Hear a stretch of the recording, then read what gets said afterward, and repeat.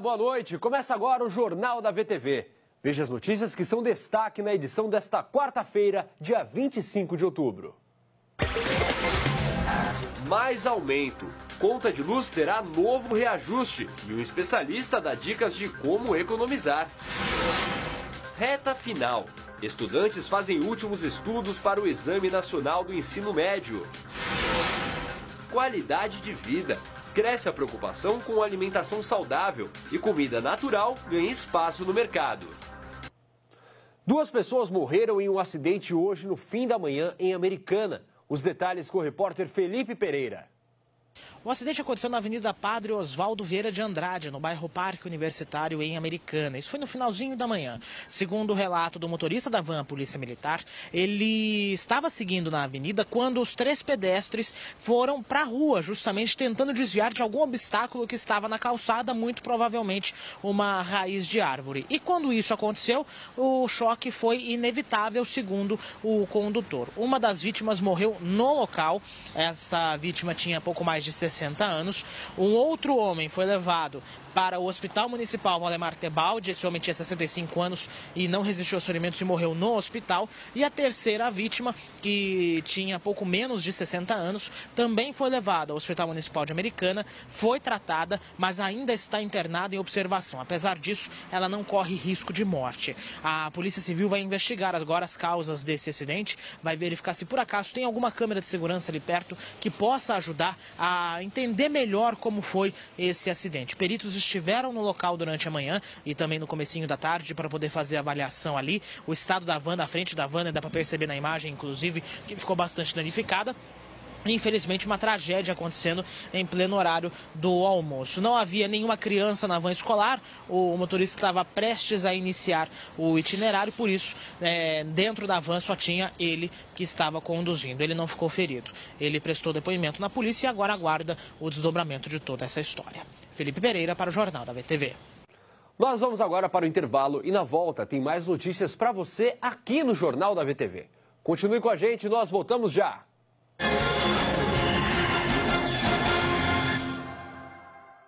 A conta de luz já está mais cara. O aumento dessa semana foi de quase 15% e vai piorar. A partir de novembro, a bandeira vermelha também terá reajuste.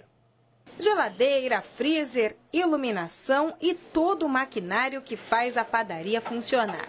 Aqui o gasto de energia elétrica é alto e o aumento da conta de luz já gera preocupação para o dono, que sabe que não vai conseguir repassar tudo isso para os clientes. As panificadoras são o nosso vilão aqui na padaria, é a conta de luz. E cada vez maior, porque você com o crescimento, você arruma um freezer, arruma uma geladeira e o forno consome muita energia, né? E não justifica esse aumento, porque quando a inflação foi 3%, a conta de luz aumentar 15%. Para boa parte dos moradores da Baixada Santista e de algumas cidades do interior do estado de São Paulo, o aumento na conta de luz foi de 14,86%. Além disso, a partir do mês de novembro, a tarifa de bandeira vermelha também vai subir, de R$ 3,50 para R$ 5,00 a cada 100 quilowatts consumidos. Uma notícia que deixou a população nada satisfeita. É impressionante, né? Que agora vai entrar o verão, a cidade cheia, o horário, a época que a gente mais usa ventilador, ar-condicionado. E tô sabendo que o nosso verão esse ano vai ser daquele jeito. E vamos pagar a conta de luz como? Tudo que você faz é com luz. Você usa energia elétrica para tudo, né? Então, é só prejuízo mesmo, só aumento nas despesas, né? Com todo esse aumento, a hora é de pensar em economizar. Nesta loja de materiais elétricos, por exemplo, o monstruário das luminárias fica assim o dia todo. Aqui, eles investiram em tecnologia para reduzir os custos. E isso é o que os clientes também estão procurando. A nossa grande visibilidade é o LED, né? E o ar-condicionado também é um grande vilão, né? O ventilador de teto, ele substitui o ar-condicionado em muitas situações. Então, acho que o ventilador de teto também é uma grande saída. De acordo com este economista, o aumento tem ainda mais impacto no verão e afeta toda uma cadeia produtiva que acaba chegando ao consumidor. Vai impactar ainda todas as famílias, né? não só as famílias, como o comércio, a indústria principalmente, né? E ele vai ter um reflexo de custo a mais na produção, né, dos bens, serviços, etc. Então a dica é redobrar a atenção nas luzes acesas e encontrar medidas de economia dentro de casa. Infelizmente isso vai ter que economizar em outra coisa, né? Ou então racionalizar o uso do ar, né? Ligar menos, enfim, mas aí cada um vai ter que fazer a sua conta. O Enem esse ano acontece em 2 domingos, dia 5 e 12 de novembro. Muitos estudantes já estão em reta final dos estudos e a dica para esse momento é manter a calma. A Carolina e o Jonathan estão no 3º ano do ensino médio e desde muito cedo já se preparam para o vestibular. É a 2ª vez que eles vão fazer o Enem, mas a ansiedade é a mesma, ainda mais agora, a poucos dias do exame. Dá uma certa tensão porque dessa vez é de fato eu prestando vestibular, porque no 2º ano, quando eu prestei pela primeira vez, era treino. Agora, dessa vez, é decisivo. Então, tem uma certa pressão, mas eu estou um pouco mais tranquilo porque eu sei que eu me preparei. Eu já fiz o ano passado, então eu sei que eu estou preparado, assim, de uma certa forma, para ver como que é o vestibular. Sempre fico nervosa. Dizer que não fico nervosa seria uma mentira. Mas eu estou um pouco mais calma, porque eu já conheço a prova, já fiz, já passei por ela uma vez. Então eu não tenho aquele medo do desconhecido, sabe? Esse ano o Enem tem novidades. As provas, por exemplo, serão aplicadas pela primeira vez em 2 domingos seguidos, nos dias 5 e 12 de novembro. Essa mudança foi para atender especialmente os sabatistas, que tradicionalmente tinham que esperar até as 7 horas da noite do sábado para iniciar o exame. Além disso, vão ter mudanças também na prova, ali no momento do exame. Agora, no primeiro domingo, os alunos, os estudantes vão ter que responder questões somente de humanas, redação e língua portuguesa, por exemplo. E no outro domingo, apenas exatas. Olha que essa mudança criou uma grande polêmica entre eles. Olha, pra ser sincero, eu preferia da forma anterior. Era mais fácil, porque dava pra você ir fazendo uma e dando uma descansada, lendo um texto.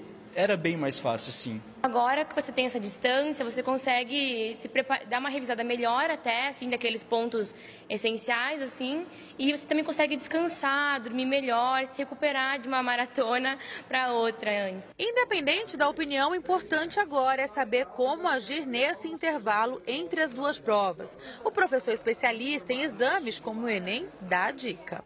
É lógico que, como eu digo para ele sempre, nenhum maratonista corre a maratona na véspera da prova oficial. Senão vai chegar no dia da prova exausto. Então aí desacelera um pouco, mas não abandonar. Então verificar aqueles conteúdos que ele tem condição de apresentar o melhor desempenho e se preservar, né? Dormir bem, comer bem, para não ter nenhum tipo de cansaço físico ou indisposição nos dias da prova. E agora a dica infalível. O ideal é verificar com antecedência o local da prova. Afinal, de nada adianta tanto esforço se no dia do exame o candidato se atrasar e dar de cara com os portões fechados. Se ele não conhece o local em que ele vai fazer a prova, visita na véspera, né? Verifica o caminho que ele vai fazer, considerando o trânsito, como eu disse, é muita gente indo para o mesmo lugar, no mesmo intervalo de tempo, para que não tenha nenhuma surpresa desagradável. E também para que, de repente, às vezes o aluno nem perde a prova, mas chega tão estressado por causa do trânsito, por conta da ansiedade, com medo de não chegar, que isso atrapalha o desempenho dele. Até baixar a adrenalina desse estresse desnecessário já foi aí um período da prova. O Ministério da Saúde aponta que quase 20% da população brasileira sofre de obesidade. Por isso, a preocupação com a alimentação está cada vez maior. E é aí que surge a comida saudável, assunto que vem ganhando espaço e mercado nos últimos tempos. Você já ouviu a seguinte frase: você é o que você come? O mercado tem absorvido cada vez mais essa ideia. E com isso criou-se um conceito chamado saudabilidade alimentar. Nada mais é que a preocupação com a qualidade da comida ingerida. A gente procura sempre, como se fala de alimentação saudável, manter um alimento fresco e de qualidade, porque isso vai fazer a diferença entre nutrição e sabor num prato de qualidade para que os nossos clientes possam se servir à vontade. O segmento já apresenta números para lá de robustos. Somente no ano passado foram 93 bilhões em vendas, colocando o Brasil em 5º lugar no ranking mundial dos maiores nesse mercado. Um crescimento médio de 12% nos últimos 5 anos, que pode subir para 21% nas compras, segundo um relatório de tendências de consumo Brasil Food Trends 2020. Um copo cheio de novos consumidores. Há uma geração que não foi alimentada dessa forma, que foi feita à base de fast food ou produtos de prateleira em mercado, que é mais fácil colocar no micro-ondas e tudo mais, que hoje tem colhido a consequência com colesterol alto. E essa informação ajuda a pessoa a buscar agora uma informação que busque alimentos de qualidade e o que não gera essas doenças. E isso tem contribuído porque o mercado fit, o mercado saudável tem crescido. Para a nutricionista Nayara Cavalcante, o ato de alimentar-se é visto como uma experiência cada vez mais saborosa e nutritiva. Atrelar o sabor a uma vida mais tranquila, nutricionalmente falando, a melhores hábitos, faz com que o paciente aumente a aderência ao plano alimentar. Então, acho que é o casamento perfeito, né? Juntar sabor e bioativos, alimentos do bem no mesmo prato. Para exemplificar bem a união de todos estes fatores, o chefe Felipe elaborou 2 pratos completos. Primeiro, um espaguete com filé mignon. Isso mesmo, filé mignon. Ele é um prato onde você vai ter o carboidrato, só que numa quantidade bem menor, que hoje é o que o pessoal está procurando, e a proteína do filé mignon, que é uma carne considerada uma carne magra. O segundo é um filé de tilápia grelhado. Pena que televisão não tem cheiro, viu, pessoal? Tá uma delícia. O tabule de quinoa é considerado hoje um superalimento, fonte tanto de carboidrato e proteína. E a salada de pupunha fresco também, que é um produto que nós usamos bastante aqui, com repolho e chia, que também é uma fonte de proteína. Filé de peixe aqui na tilápia ou macarrão ao filé mignon? Eis a questão. Uma coisa é certa, eu tô de regime e os pratos são saudáveis, eu poderia comer os dois, não é isso, Lelê? E hoje, dia 25 de outubro, é um dia muito importante para os comilões de plantão. É o Dia Mundial das Massas. Seja uma macarronada, um nhoque ou qualquer outra pasta, esse tipo de comida traz benefícios além de ser uma delícia. Agora é aquela hora da tortura, né? Hora da janta, a gente está chegando 8 horas da noite, não vai ser fácil, viu? Mas aguenta firme que tudo vai dar certo, viu? Você sabia que o estado de São Paulo consome 20% de todo o macarrão e toda a massa consumida em todo o país? É um número bastante impressionante. E aqui no interior de São Paulo, os números são ainda mais impressionantes. São mais de toneladas de massas consumidas todos os anos. Só para você ter uma ideia, em todo o país, em 2016, foram consumidas, isso no Brasil inteiro, claro, 1.470.000 toneladas de massa. Se a gente fosse colocar em volta do globo terrestre, ia dar umas baitas voltas, inclusive, viu? É massa que não acaba mais. E hoje, não por acaso, é o Dia Mundial da Massa. A gente está falando de massa, mas também tem o macarrão no meio da história. A gente vai explicar um pouquinho para você as diferenças sobre isso. Nós estamos em um restaurante aqui de Campinas e o Maurício Moraes vai simplesmente descer a imagem para mostrar para você essa tortura a essa hora da noite. Dá para acreditar nisso? É muita maldade que a gente está fazendo com você aí em casa, né? A essa hora. Tem vários tipos de massas aqui, nós vamos explicar cada um deles com a Suzana Hoffmann, que é engenheira de alimentos e que vai chegar aqui comigo agora no Jornal da VTV. Muito obrigado pela presença, viu, Suzana? Vamos começar então pelo básico, né, Suzana? A diferença entre massa e macarrão. Bom, massa, a gente chama, são as massas frescas e o macarrão é aquilo que passa por um processo de secagem. Entendi. Então, nesse caso que nós temos aqui nesse exemplo, nós temos exemplos de massas. De massas, isso. Então vamos lá, Suzana, começando pela ordem aqui, essa belíssima trouxinha, digamos assim, né? Vamos dando o detalhe dos pratos. Bom, esse aqui é o nosso pacotinho de cogumelos. Ele é recheado com 3 tipos de cogumelos, é o champignon, o shiitake e o shimeji, com um creme de queijo. E ele acompanha, nesse prato, ele está acompanhando um molho sugo. Uhum. Nós temos um outro prato aqui que chama bastante atenção, especialmente nessa onda fitness que está todo mundo, né? Esse prato verde, de macarrão verde com molho branco. Qual que é a diferença desse prato, Suzana? Bom, esse daqui é um raviolone pelo tamanho dele, por ser um pouco maior, recheado com queijo brie, com um molho branco. E a massa verde, ela é feita com espinafre. Esse daqui é um nhoque, esse daqui é um nhoque recheado, né, Suzana? Isso, é um nhoque recheado de catupiry e ele está acompanhando um molho bolonhesa. Esse daqui foi o que mais me chamou a atenção, além de espinafre, né, nessa onda fitness. O que é esse daqui, Suzana? Esse aqui é um caracol recheado de queijo. É uma massa fresca, muito fina, e aí ela é montada nesse formato de caracol. Aqui nós temos um outro tipo, né? Na verdade, isso aqui não chega a ser um ravioli, porque tem uma diferença do formato do ravioli para esse daqui, né, Suzana? Isso, cada massa ela acaba levando o nome do seu formato. Esse é um marubini. Ele é um formato circular. Esse daqui também é uma coisa que me chamou bastante atenção. É bastante diferente esse aqui também, né, Suzana? Esse daí, primeiro a gente prepara os mini canelones e depois faz essa montagem em formato de flor. Agora, vamos ao finalmente, né, desse prato, dessa mesa aqui que nós estamos fazendo, dessa mesa de tortura, né, desse horário da noite. Esse daqui é um nhoque já tradicional.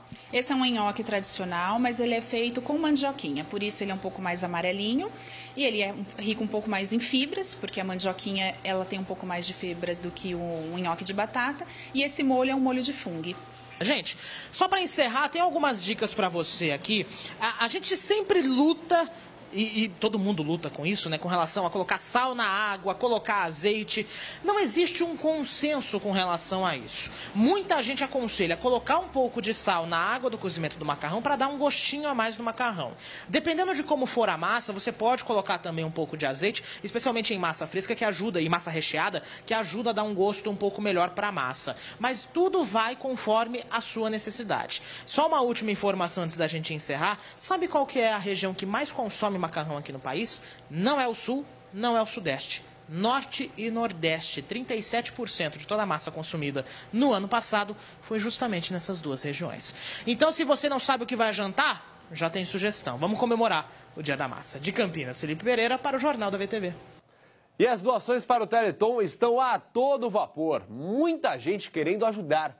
Nessa edição, o evento completa 20 anos e você também pode fazer parte dessa grande festa do bem. Para doar R$ 5,00, ligue 0500 1234505. Para doar R$ 15,00, 0500 1234515. E para doar R$ 30,00, ligue no 0500 1234530.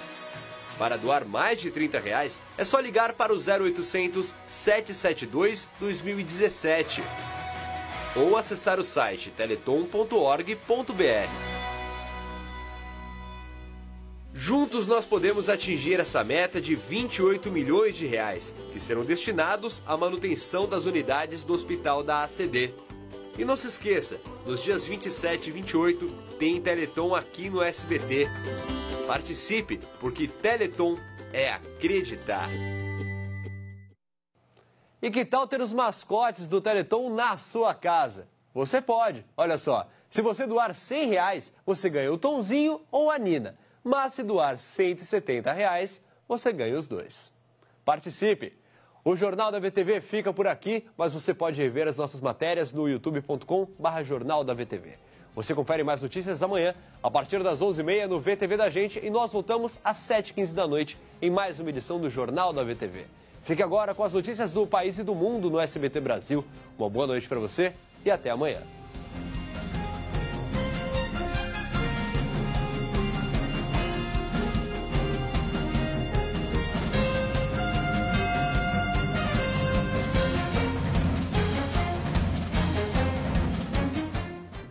Deputados votam segundo